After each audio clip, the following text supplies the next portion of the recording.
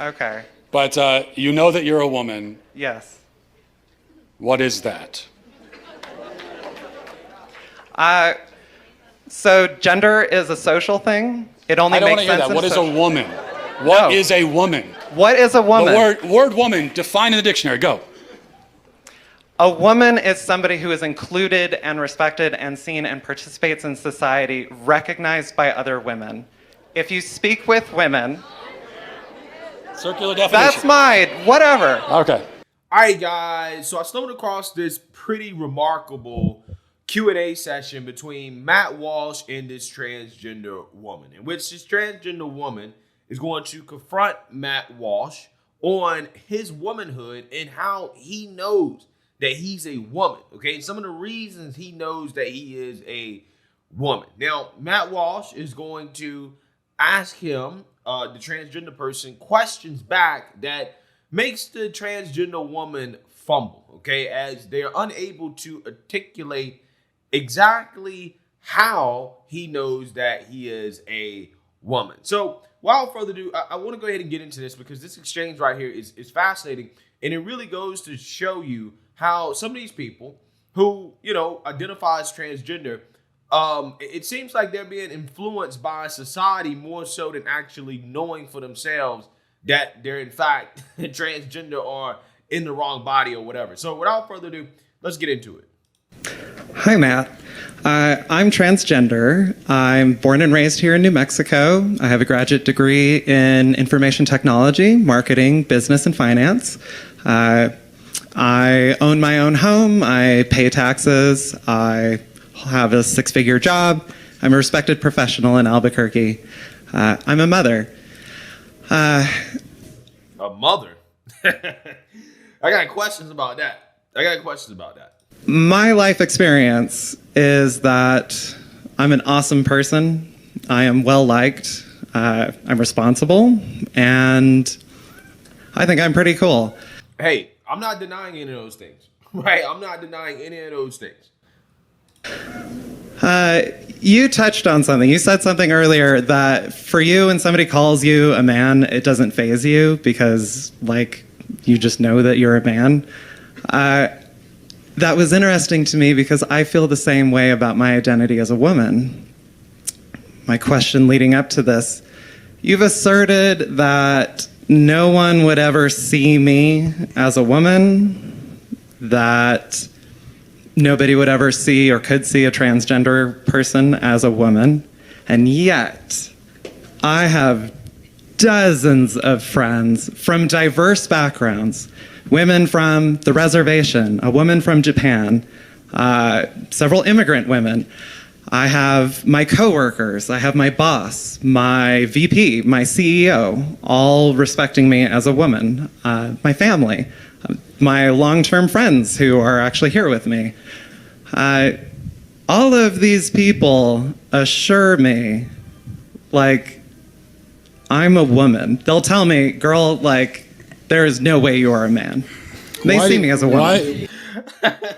Before Matt Walsh gets into this, before he destroys this guy, I guarantee you that they don't actually really think that, right? I guarantee you that they're telling you that because they don't want to hurt your feelings. They don't want to be accused of causing you mental/physical harm, which is what, these people say that they experience when people don't go along with their reality, which is really not a reality. But again, if you don't go along with it, then you're a bigot, you're transphobic.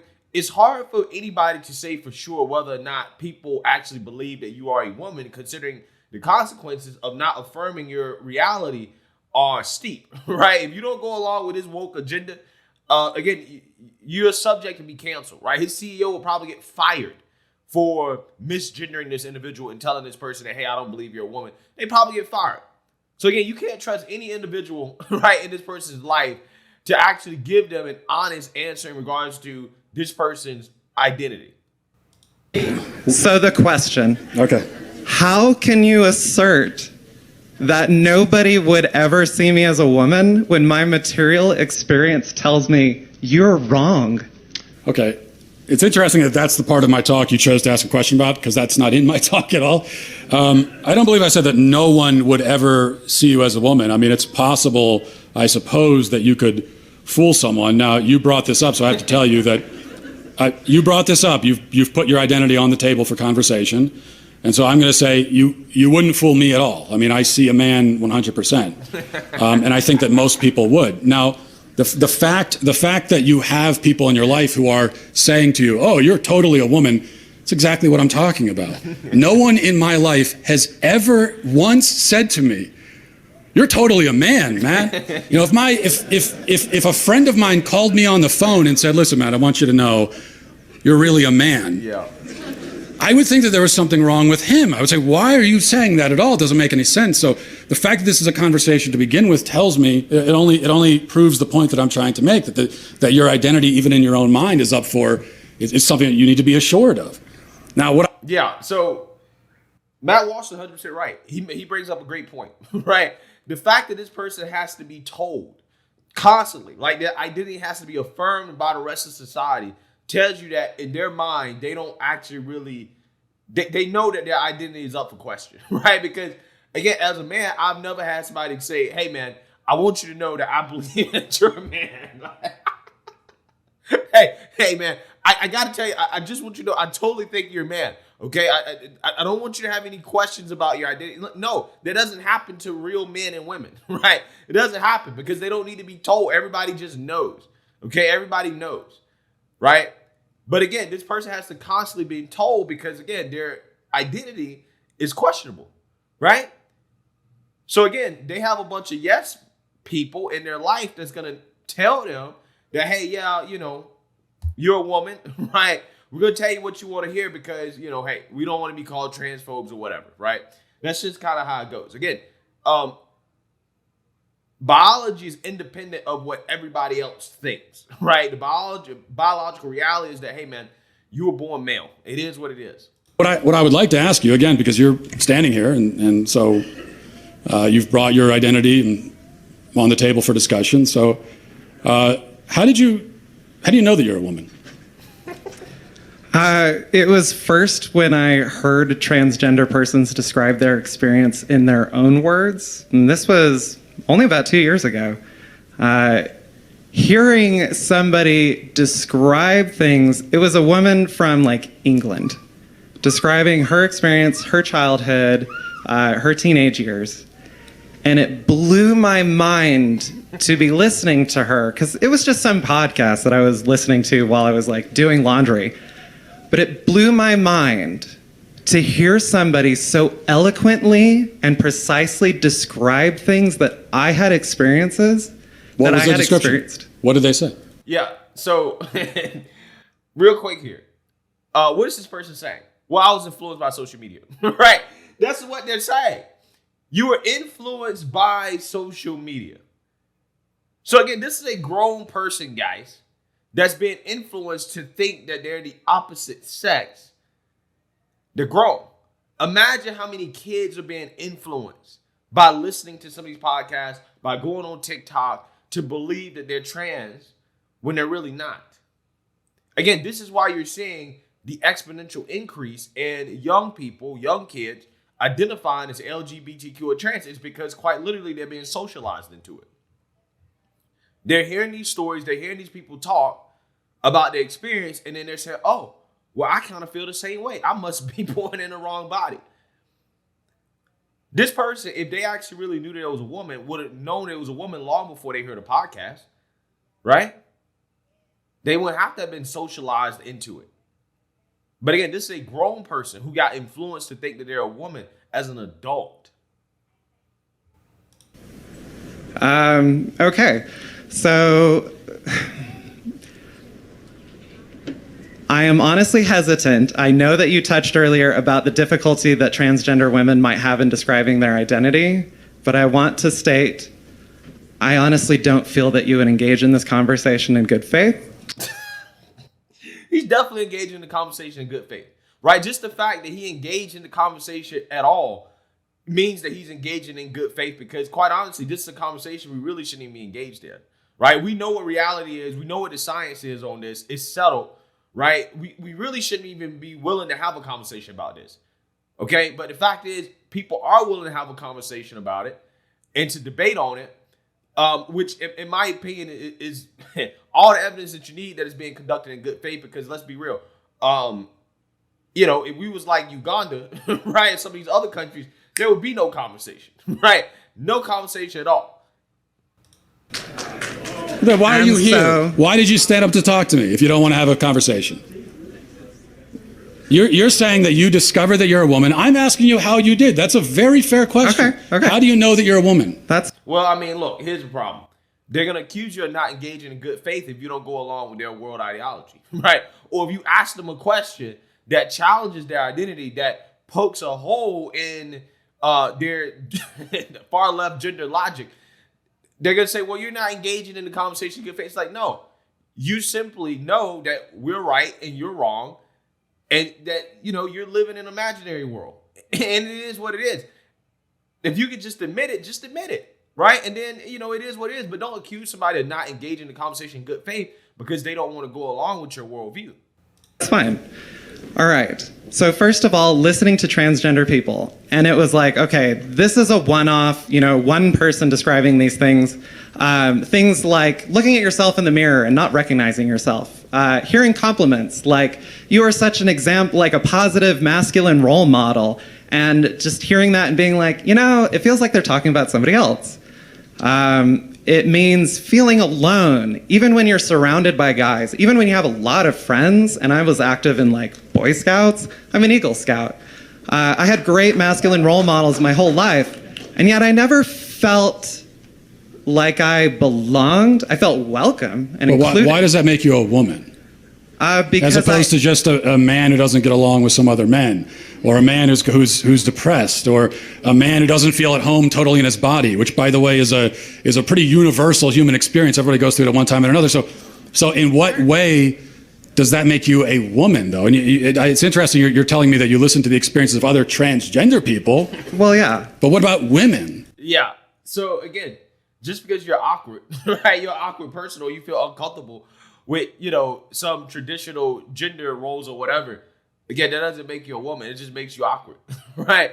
That's it. It just makes you an awkward individual. You're just not, is socialized or comfortable with the socialization that most men have in society. It doesn't make you a woman, right? Again, he might be, he might like men. Okay, he might be a more feminine. But again, biologically, it doesn't make you a woman. Okay, and just because some trans people told you about their experience doesn't make you a woman as well too, right? Again, this person cannot provide a solid answer in regards to how they know that they're a woman. So because trans women are women, you would say, right? I would say that. Yes. Exactly the same? Yes. Okay, well then why do you need to hear the testimony of quote unquote trans women? Like how you pick any actual woman in this room? In what way do you know that you belong in the same category as them? I know because they tell me. So here was the... You need them to tell you what you are? Women. Yeah, this guy needs somebody to tell him who he is, right? He needs somebody to constantly tell him that, hey, you're not living in Cuckoo for Cocoa Puff world. What you're a woman, right? You need that comfort affirmation. Again, normal people don't need that, right? They don't need that.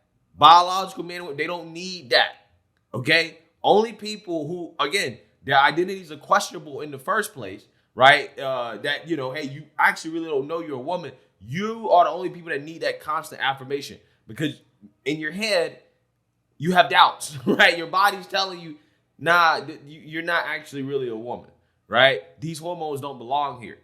They know that, bro. They know that. But again, it is what it is. A lot of these people, again, are socially awkward, right? They don't feel like they fit in with regular society, regular gender roles, and they think that automatically means they're trans, and that's just not the case. Yes. I trust the opinions of the women around me. And if most women... It's incredible. You might try it sometime. If most women voted and said they don't see you as a woman, would you say I'm not a woman anymore? If who? If most women voted and said they don't see you as a woman anymore, would you then relent and say, I'm not a woman? I would say most people on the planet have no idea who I am. I'm going to trust the opinions of the people who've spent their lives with me. But you are relying on other people to tell you who you are, is what we're establishing. For context, I know you like to think, I know you like to say,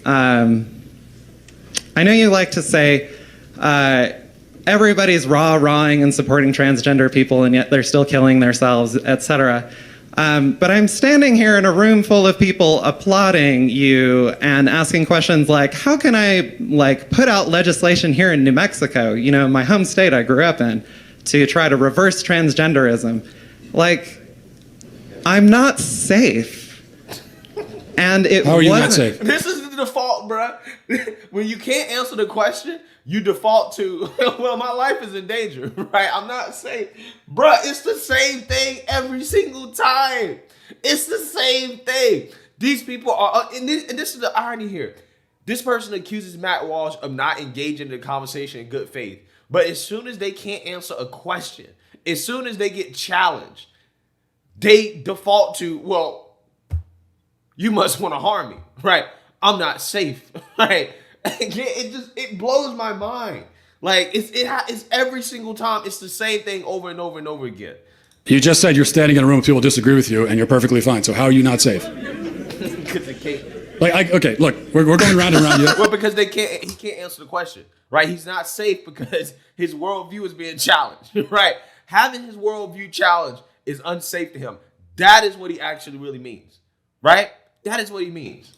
You don't want to answer any of the questions. Maybe we'll end with this because we're talking about womanhood. So people can probably shout out the question I'm going to ask you right now. Okay. But you know that you're a woman. Yes. What is that? So gender is a social thing. It only makes sense. What is a woman? What is a woman? What is a woman? The word woman, define in the dictionary. Go. A woman is somebody who is included and respected and seen and participates in society, recognized by other women. If you speak with women... Circular definition. That's mine. Whatever. Okay. All right. Okay. About other women. Okay. Again, so this person is relying on other people to tell him that he's a woman. Right. Again, he don't know himself. All women have to agree, or most of women have to agree. Well, do most women actually agree? Because I'm pretty sure most women on earth don't agree with this, right? They don't agree with this. And the ones that claim they do really don't. For the most part, they just say it because they don't want to be canceled. They don't want to be called bigots and transphobes and have their lives ruined because they don't want to go along with this person's, fantasy world. So, I mean, again, this is just, it's just hilarious, right? That was a hilarious exchange. Let me know what you guys think. Make sure you like, comment, and subscribe. Most importantly, share a Black conservative perspective. Peace.